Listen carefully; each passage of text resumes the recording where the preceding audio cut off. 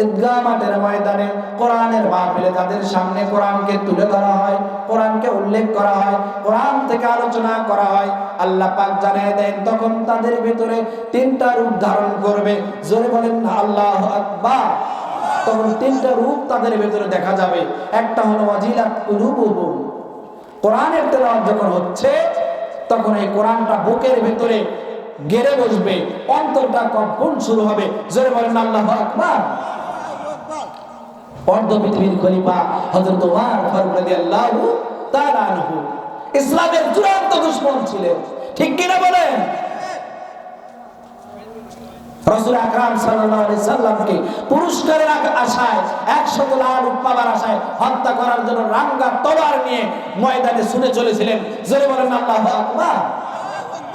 পথের ভিতরে যখন হযরত ওমর তুমি পাগলের মতো কোথায় যাও, এরকম ভাবে কোথায় ছুটতেছে? আমাদের ভিতরে পাগল কথা বলেন আছে, সেটাও চেনে না। সেই নেতাকে বলে আমার পবিত্র, নামাজ পড়ে না এক ওয়াক্ত, গাঞ্জা খায় 5 ওয়াক্ত, নেতা শয়তান আপনার পারে না। কথা বলেন ঠিক কি না? কথা বলেন আছে না নাই? ডাকলো না সেই নেতা আপনাকে ঠিক না? দুনিয়াতে যত পদ পদবী, যত বড় নাম, আপনি যত বড় ক্ষমতা হোল করেন না কেন, 1 পয়সার দাম কিয়ামতের ময়দানে হবে না। কথা বলেন ঠিক কি না? কঠিন কিয়ামতের ময়দান এত কঠিন হয়ে যাবে। হযরত ওমর ফারুক রাদিয়াল্লাহু তাআলা আনহু রাঙ্গা তলোয়ার নিয়ে ছুটছেন, বিশ্ব নবীর মাথা কাটবেন। কথা বলেন কার মাথা?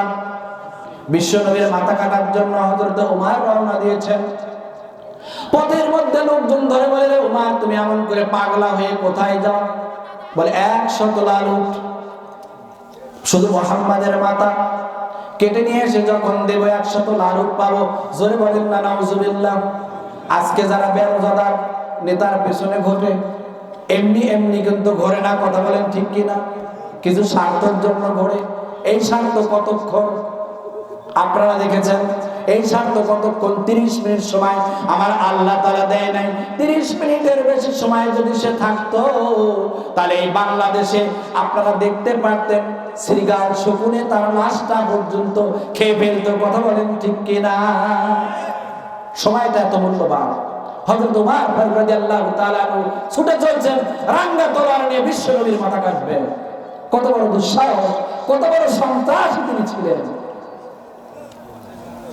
পৃথিবীর যত বড় সন্ত্রাস থাক, সেই সন্ত্রাস যদি কোরআনের সংস্পর্শে আসে সে সন্ত্রাস থাকে না।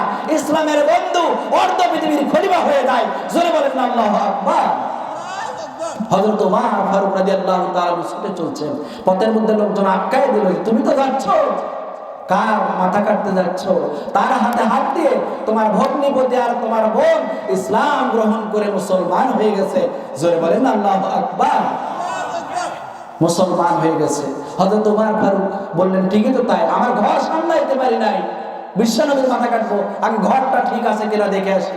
হযরত ওমর ছুটে চললেন, যাওয়ার পরে দেখলেন হ্যাঁ বাড়ির ভেতরে সূরা তাহা থেকে কোরআনের তেলাওয়াত চলছে। হযরত ওমর সেখানে গেলেন, যাওয়ার পরে বললেন, বললে তোমরা কি তেলাওয়াত করো, কি পড়ো তোমরা, আমি কি শুনতে পেলাম? বলে আপনি যা শুনেছেন ঠিক শুনেছেন, আমরা মুসলমান হয়ে গেছি। জোরে বলেন আল্লাহু আকবার।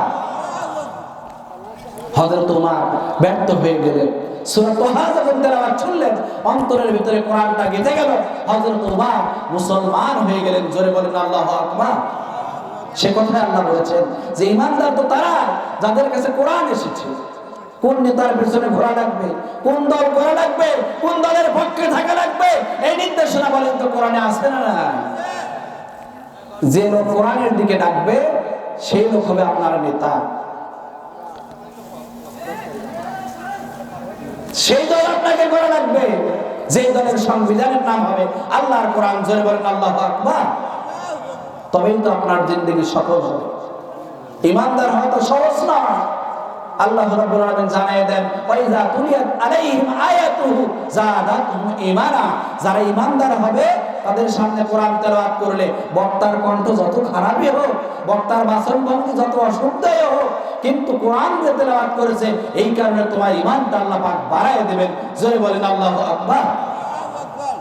আপনারা তো সেই বাদ আসর থেকে বাদ মাগরিবের পর থেকে ইশাবা অনেক আলেম ওলামার মুখে কোরআনের আওয়াজ, কোরআনের আলোচনা, কোরআনের তাফসীর শুনতেছেন, ঠিক কিনা বলেন?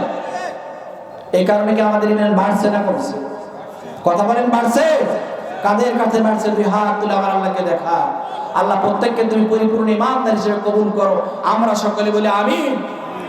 ঈমান যদি বেড়ে যায়, কোন ঈমানদারের ঈমান যদি বেড়ে যায়, তার ভেতরে শুধু রবের ভয় থাকে, রবের ভয়, পুলিশের ভয় থাকে না। আমাদেরকে অনেক ভয় দেখানো হবে সামনে, একটু অপেক্ষা করেন। কথা বলে না, হবে কিনা? বলে যে অমুক মার্কায় যদি সিল মারো, অমুক দলের যদি মিছিল করো, তাহলে তোমাকে গ্রামে থাকতে দেওয়া হবে না, গ্রামে চলতে দেওয়া হবে না, ব্যবসা বাণিজ্য বন্ধ করে দেওয়া হবে, মামলা দেওয়া হবে, হামলা দেওয়া হবে, জেল দেওয়া হবে, জরিমানা দেওয়া হবে। কথা বলেন, বলা হবে কি হবে না? সেগুলো ভয় করবে না যারা মুমিন হবে। وعلى ربهم يتوكلون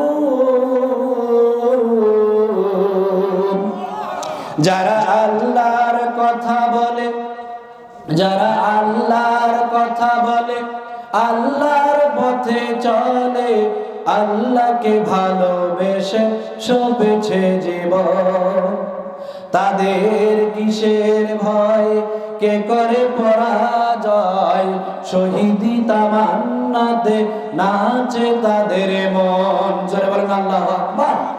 তাদের চেতনা হলো শহীদ হওয়া। বাংলাদেশের এক সূর্য সন্তান জুলাই বিপ্লবের আন্দোলনে সামনের সারিতে ছিল, নাম হলো শরীফ ওসমান হাদি। জোরে বলেন আল্লাহু আকবার। সেই জুলাই বিপ্লবের পর থেকে প্রায় 1 বছর পার হয়ে গেল। এই 1 বছরের সামনের সারিতে থাকার কারণে তাকে বারবার তার জীবন নাশের হুমকি দেওয়া হয়েছে, ন্যায় ও ইনসাফের রাস্তা থেকে ফিরে আসবার জন্য, কিন্তু তিনি ফিরে আসেন নাই, কারণ তার জীবনের সব থেকে বড় চাওয়া ছিল শহীদ মৃত্যু। জোরে বলেন আল্লাহু আকবার। ইমানদারের জীবনে সব থেকে বড় চাওয়া হলো শহীদ মৃত্যু। জোরে বলেন আল্লাহু আকবার। আমরা চাই শহীদ হতে, চাই। যদি ইসলামের পক্ষে থাকেন, কোরআনের পক্ষে থাকেন, বাড়ির ভিতরে নিজের বিছানায় চাদরের ভেতর থেকে জয়ের মাধ্যমে যদি আপনার মৃত্যু হয়, আল্লাহ পাক শাহাদাতের মৃত্যু নসিব করে দেবেন। জোরে বলেন আল্লাহু আকবার। কিন্তু থাকতে হবে কার পক্ষে? ইসলামের পক্ষে, কোরআনের পক্ষে। এখানে একটা মাসআলা শুনেন, মাসআলাটা শুনেন, মনে রাখবেন, এলাকার ভেতরে প্রচার করবেন। যদি দলিল লাগে আমাকে ডাকবেন, পারবেন তো ইনশাআল্লাহ। মাসআলাটা হলো, জনপ্রতিনিধি হওয়ার জন্য, দেশ বা রাষ্ট্রের গুরুত্বপূর্ণ দায়িত্ব পালন করবার জন্য যদি ইসলামের পক্ষে, কোরআনের পক্ষে কোন প্রতিনিধি প্রার্থী হয়, হওয়ার পরে যদি বলে আমি কোরআনের পক্ষের সৈনিক, কোরআনের দলের পক্ষে, কোরআনের মতের পক্ষে আপনার সমর্থন চাই, আপনি যদি নিজেকে ইমানদার মুমিন মুসলমান দাবি করেন, ওই ব্যক্তিকে বাদ দিয়ে অন্য কাউকে সমর্থন করা কোন ইমানদার মুসলমানের জন্য জায়েজ নয়, জায়েজ নয়, হারাম, হারাম। জোরে বলেন আল্লাহু আকবার।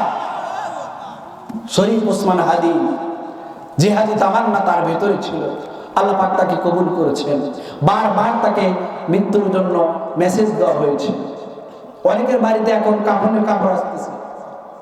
এই ন্যায় ও ইনসাফের পক্ষে থাকবার কারণে, ন্যায় ও ইনসাফের পক্ষে থেকে যদি আপনার মৃত্যুটা হয়ে যায়, তাহলে আপনি শাহাদাতের মৃত্যু পাবেন।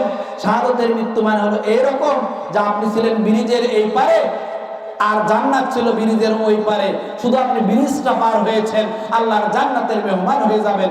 জোরে বলেন আল্লাহু আকবার। শহীদ ওসমান হাদির জানাজা বাংলাদেশের জাতীয় সংসদের চত্বরে অনুষ্ঠিত হয়েছে। 15 লক্ষ লোক তারা জানাজায় 2 মিনিটের নামাজের জন্য অংশগ্রহণ করেছে। জোরে বলেন না সুবহানাল্লাহ। কিসের ফেসবুক মারবে যুবক, কিসের ইউটিউব মারবে?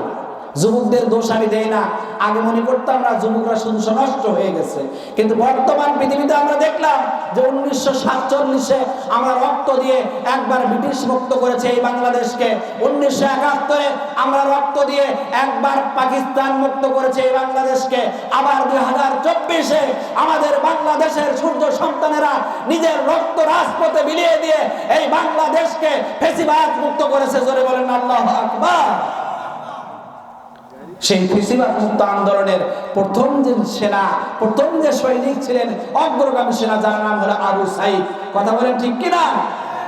এটা আপনাদের রংপুরের মাটির গর্ব, গর্ব। জোরে বলেন আল্লাহু আকবার। যে রংপুরে রোকেয়া বিশ্ববিদ্যালয়ের সামনে আবু সাইদ জীবন দিল দাঁড়িয়ে, যে জায়গায় আবু সাইদ দাঁড়িয়ে থেকে জীবন দিয়েছেন, সেই জায়গাতেও আমি গেছি। ঠিক সেই জায়গাতেই দাঁড়িয়ে দোয়া করেছে, আল্লাহ আবু সাইদের রক্ত যেন ব্যথা না যায়। এই আবু সাইদ যে জমিনে রক্ত দিয়েছে, এই জমিনকে তুমি কোরআনের জন্য কবুল করে নাও। জোরে বলেন আল্লাহু আকবার। সেই দোয়া বৃথা যাবে না, আবু সাইদের রক্ত বৃথা যাবে না। আমি সেই শহীদ শরীফ ওসমান হাদির জানাজায় গিয়ে লক্ষ্য করে দেখলাম যে 15 লক্ষ লোক এক শরীফ ওসমান হাদির পিছনে আসে নাই, এসেছে শরীফ ওসমান হাদি যে কোরআনের পক্ষে ছিল, এরকম ভাবে যারা কোরআনের পক্ষে থাকবে তাদের জানাজার দৃশ্য এমনই হবে, এবং কঠিন কিয়ামতের ময়দানে 15 লক্ষ কেন 15 কোটি ফেরেশতারা তাকে আল্লাহর জান্নাতে নিয়ে যাওয়ার জন্য আসবে। জোরে বলেন আল্লাহু আকবার। সবাই একটু মহব্বতে প্রাণ খুলে একটু জিকির করি, লা ইলাহা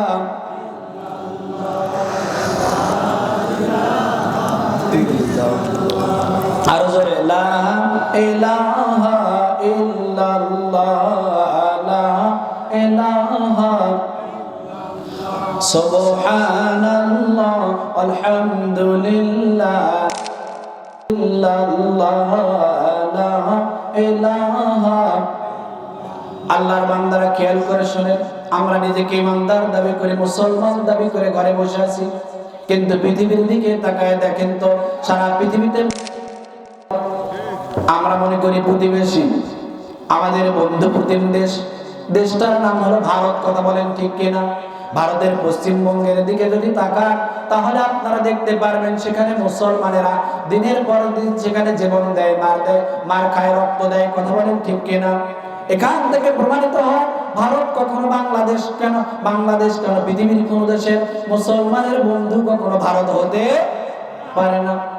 এই জন্য এবারের আলোচনা যেখানে কোরআনের মাহফিলে যাচ্ছি, আমার একটা স্লোগান হলো, একবার আমরা ব্রিটিশ পাকিস্তান থেকে